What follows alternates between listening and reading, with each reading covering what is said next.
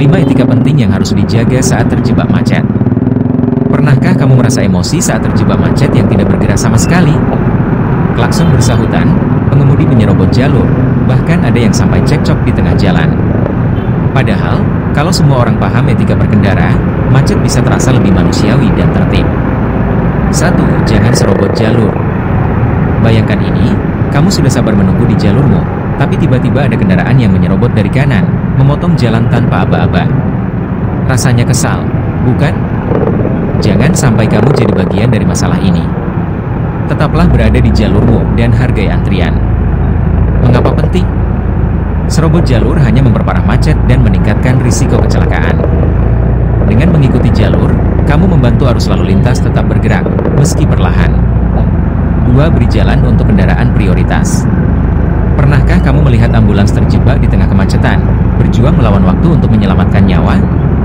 Sedih, ya. Ini sebabnya kita harus selalu sigap memberi jalan untuk kendaraan darurat seperti ambulans, pemadam kebakaran, atau polisi.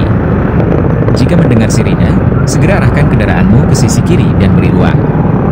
Jangan gunakan kesempatan ini untuk ikut menyelinap di belakang mereka, itu melanggar aturan dan tidak etis. 3. Gunakan klakson secukupnya. Bayangkan sedang berada di lampu merah, lalu kendaraan di belakangmu terus-menerus membunyikan klakson karena lampu baru saja berubah hijau.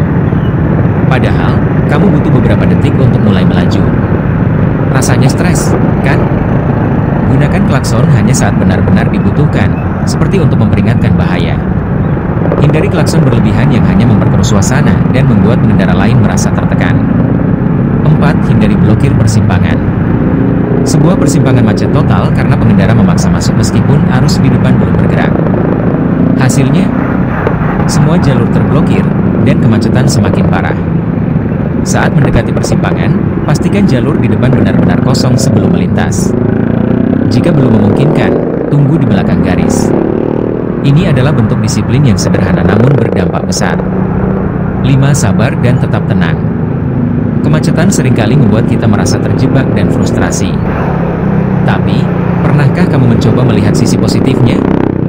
Misalnya, gunakan waktu ini untuk mendengarkan audiobook yang sudah lama ingin kamu dengar atau sekadar menikmati playlist favoritmu.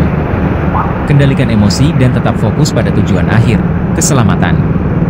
Jalanan macet adalah bagian dari perjalanan, dan tidak ada gunanya terbawa stres. Kemacetan memang tidak bisa dihindari, tapi sikap kita di jalan bisa membuat perjalanan lebih nyaman untuk semua orang. Yuk, jadi pengendara yang lebih peduli dan beretika. Jika kamu setuju dengan tips ini, bagikan video ini ke teman-temanmu agar semakin banyak orang yang paham pentingnya etika berkendara. Punya pengalaman menarik saat terjebak macet?